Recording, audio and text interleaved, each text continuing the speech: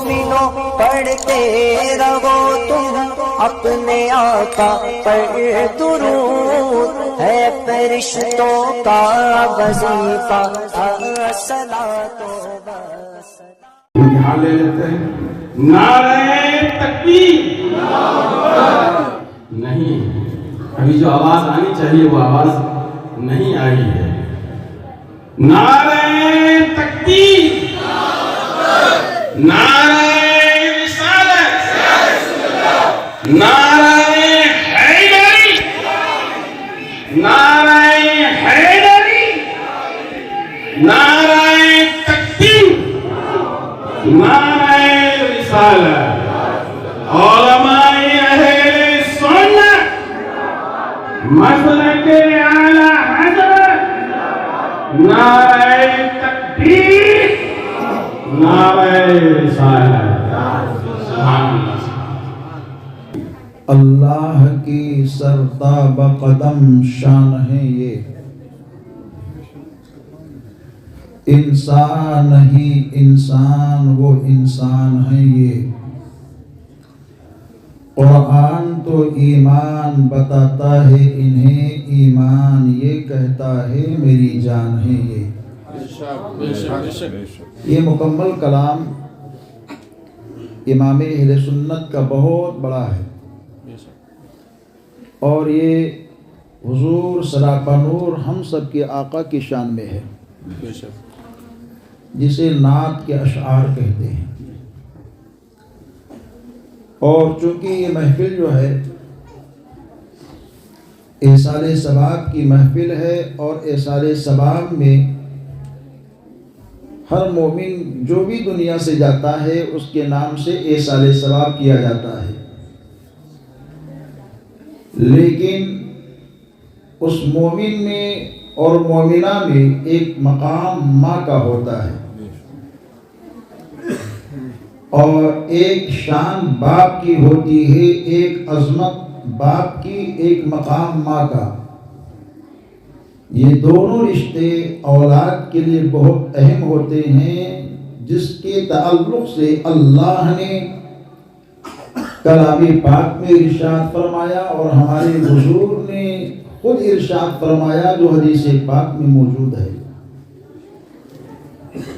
اللہ تعالی نے قرآن مقدس میں ارشاد فرمایا وَبِالْوَالِدَيْنِ إِحْسَانًا، اپنے والدین کے ساتھ حسن سلوک کرو، اچھا سلوک کرو۔ سید المفسرین حضرت سیدنا عبداللہ ابن عباس رضی اللہ تعالیٰ عنہ کہتے ہیں کہ اللہ تعالیٰ نے کلام مقدس کے اندر کچھ آیتیں ایسی نازل فرما رکھی ہیں کہ اگر آیت کے ایک پہلو پر عمل کیا جائے اور دوسرے پر عمل نہ کیا جائے تو اللہ اس عبادت کو قبول نہیں فرماتا ہے۔ جیسے کہ انہوں نے کہا کہ اللہ عز و جل نے ارشاد فرمایا اطیعوا اللہ و اطیعوا الرسول، اطاعت کرو اللہ کی اور اطاعت کرو رسول کی۔ تو اگر کوئی اللہ کی اطاعت تو کرتا ہے رسول کی نہیں کرتا ہے تو یہ اللہ کی اطاعت اللہ کے بارگاہ میں قبول نہیں ہے۔ ایسے ہی دوسری آیت انہوں نے بتائی کہ اللہ نے ارشاد فرمایا اقیموا الصلاۃ وآتوا الزکاۃ، نماز قائم رکھو اور زکوٰۃ دو۔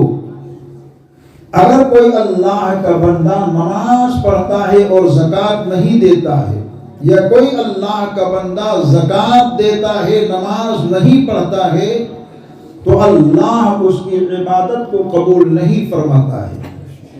پھر تیسری آیت کو انہوں نے کہا انشکر لی والدیک، اللہ ارشاد فرماتا ہے میرے شکر گزار رہو اور اپنے ماں باپ کی نافرمانی نہ کرو۔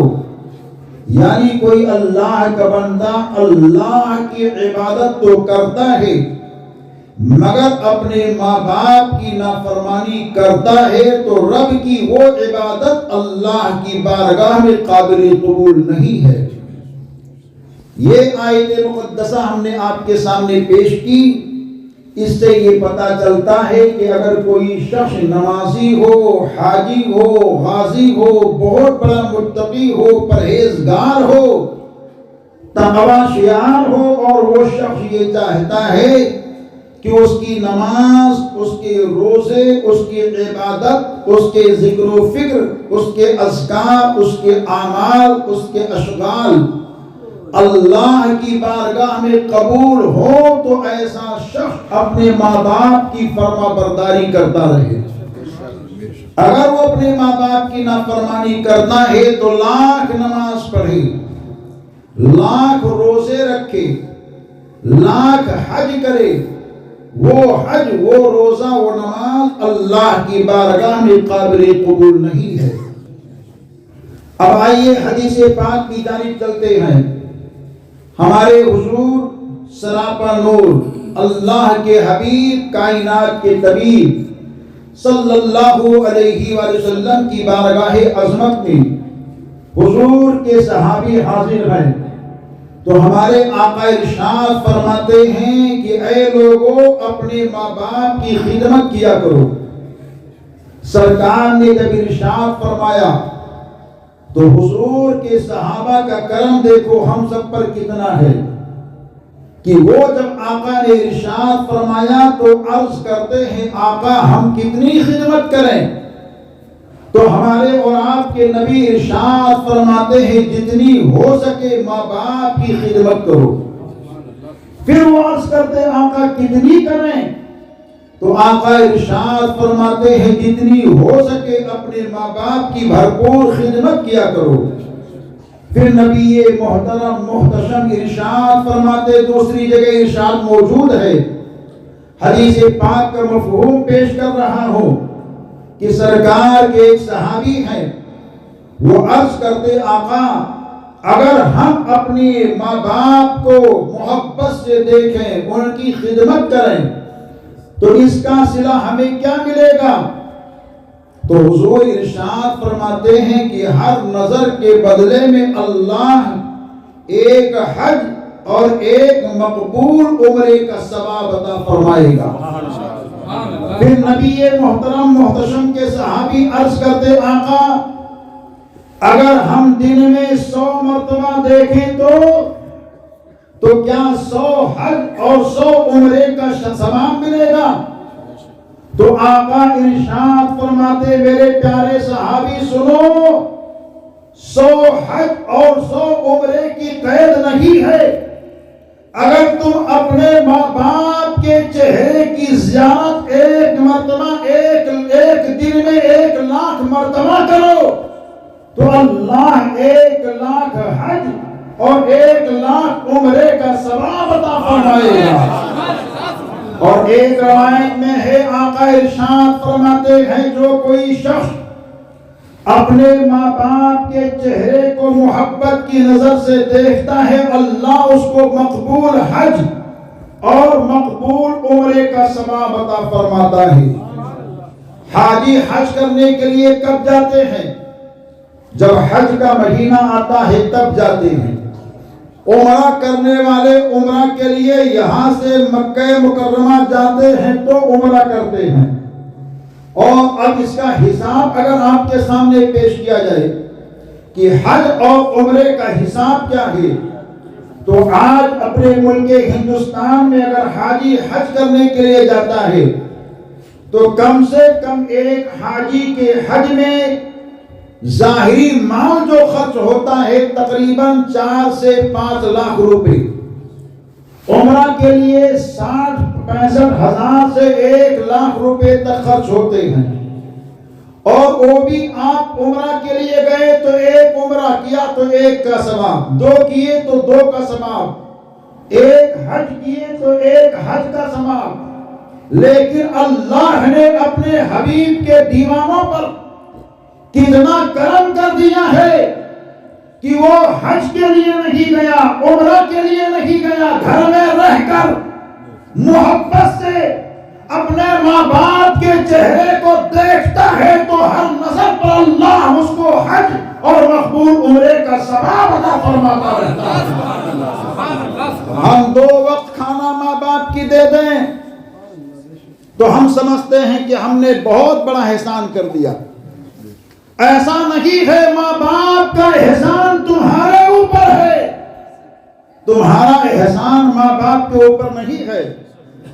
وہ ماں جس نے اپنے پیٹ میں بچے کو رکھا، وہ ماں جس نے درد سہ کی تکلیف کو سہا، وہ ماں جس نے بچے اور بچی کو جنم دیا، وہ ماں جس نے بچے اور بچی کو دودھ پلایا، وہ ماں جب بچہ پیشاب کر دیتا بھیگے ہوئے بستر پر خود سوتی اور سوکھی جگہ پر اپنے لال کو سلا دیتی تھی، وہ ماں جس نے ہر لمحے بچے کا بھرپور خیال کیا، وہ ماں جس نے بچے کو سلیقے سے تربیت دے کر کے آگے بڑھایا۔